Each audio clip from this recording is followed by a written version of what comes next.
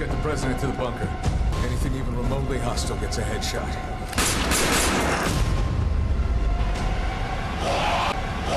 Hello everyone, welcome to Review Mixtape. आज हम लोग रिव्यू करने वाले हैं Resident Evil the Infinite Darkness. ये एक जापानीज एक्शन हॉरर सीरीज़ है। आज की डेट में रेजिडेंट इवल एक काफ़ी फेमस नेम है, ना सिर्फ फिल्म सीरीज़ बट इनकी गेम्स भी काफ़ी पॉपुलर हैं।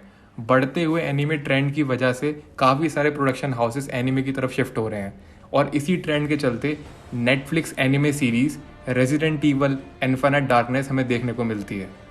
ये शो एक पॉपुलर ज़ॉम्बी गेम पर बेस्ड है। इससे पहले भी कई टीवी सीरीज़ का अडेप्टेशन गेम से लिया गया है, जैसे डेविल मे क्राई या स्ट्रीट फाइटर, बट ये शो इन सब से डिफरेंट है बिकॉज इसकी स्टोरी काफ़ी ऑर्गेनिक और बैलेंस्ड फील होती है। शो में सिर्फ ज़ॉम्बी किलिंग नहीं है, वो रेजिडेंट इवल की ओवरऑल स्टोरी को कंटिन्यू करता है। इनफाइनाइट डार्कनेस के चारों 30 मिनट एपिसोड्स में एक फोकस्ड सेल्फ कंटेंट स्टोरी मिलती है, बट सारे एपिसोड्स इवेंचुअली इंटरकनेक्टेड है। इस शो के ज़ॉम्बी एंड कॉन्स्पिरेसी से भरी यूनिवर्स को समझने के लिए ज़रूरी नहीं आपने गेम खेला हो, बट स्टिल ये एक प्रेफर्ड स्टार्ट पॉइंट नहीं है बिकॉज शो के इवेंट्स रेजिडेंट इवल 4 और 5 के बीच में फॉल करते हैं। शो में 2 प्रोटैगनिस्ट हैं, क्लेयर एंड लियोन। शो के मेन लीड लियोन को बुलाया जाता है वाइट हाउस पे हुए एक मिस्टीरियस हैकिंग अटैक की इन्वेस्टिगेशन के लिए। उसके वहाँ पहुँचते ही वाइट हाउस पे एक ज़ॉम्बी अटैक भी हो जाता है।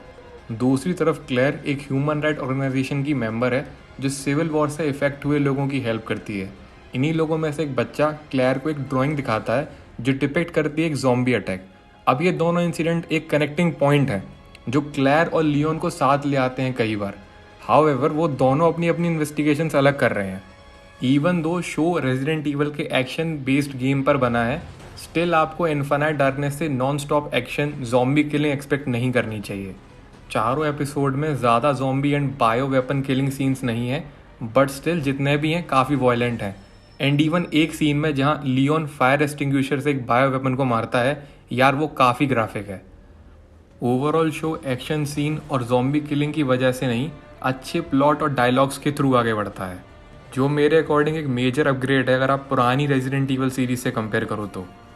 शो के साइड कैरेक्टर की स्टोरी कनेक्ट करने के लिए फ्लैशबैक्स दिखाते हैं। स्टार्टिंग में मैं खुद कंफ्यूज था, बट कैरेक्टर्स के बीच में जो डायलॉग एक्सचेंज है और वो जो इन्फॉर्मेशन अपने इंटरेक्शन से कन्वे करते हैं, एक कंप्लीट मीनिंगफुल विजन देता है।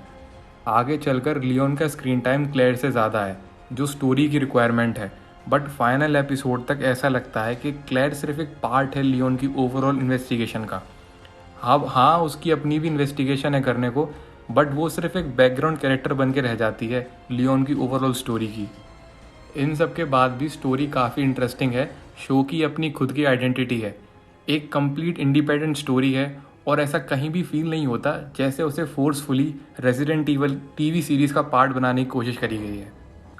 शो में बायो वेपन जिस वायरस से बनते हैं उसकी हिस्ट्री कोई बात नहीं करी है बिकॉज मेकर से एक्सपेक्ट करते हैं कि जिन्होंने गेम खेला होगा उन्हें ऑलरेडी पता है और टेक्निकली ठीक भी है। ये इनफाइनाइट डार्कनेस काफ़ी अच्छे से इमोशंस कन्वे करती है, दिखाती है कि बायो वेपन्स के क्या कॉन्सिक्वेंसेस हो सकते हैं एक नॉर्मल ह्यूमन लाइफ पर। एक ऐसा मोमेंट भी आता है जब लियोन एक्सप्लेन करता है कि वो कितना डरा हुआ और गुस्से में है रैकून सिटी के आउटब्रेक के बाद।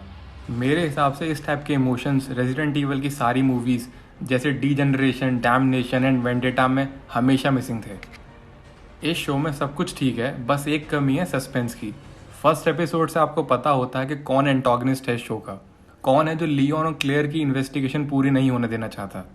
बट इस फ्लॉ के बाद भी स्टोरी सर्वाइव कर जाती है एंटागनिस्ट के मोटिव के पीछे की इंटरेस्टिंग स्टोरी की वजह से। एनिमेशन ठीक है ओवरऑल, कैरेक्टर्स की वॉइस और फेशियल एक्सप्रेशन सिंक में चलते हैं, स्टोरी काफ़ी फास्ट पेस में चलती है। 2 घंटे के ओवरऑल वॉच टाइम में आपको कहीं भी रश फील नहीं होगा। रेजिडेंट इवल 5 इस शो को कंटिन्यू करता है, तो अगर आपने गेम खेला है तो आपको पता है स्टोरी में आगे क्या होगा। मेरे ख्याल से मैंने यहाँ तक क्लियर कर दिया है कि आपको क्या और कितना एक्सपेक्ट करना चाहिए इस शो से। स्टोरी प्रिडिक्टेबल है बट कहीं भी बोर नहीं करेगी। तो मेरे अकॉर्डिंग चाहे आपने गेम खेला हो या नहीं, ये शो तो आपको डेफिनेटली देखना चाहिए। इस शो को आप नेटफ्लिक्स पर देख सकते हो। ग्राफिक वायलेंस की वजह से नेटफ्लिक्स ने इसे 18+ कैटेगरी में डाला है, बट इसे आप अपनी फैमिली के साथ देख सकते हो अनलेस उन्हें वायलेंस से दिक्कत ना हो।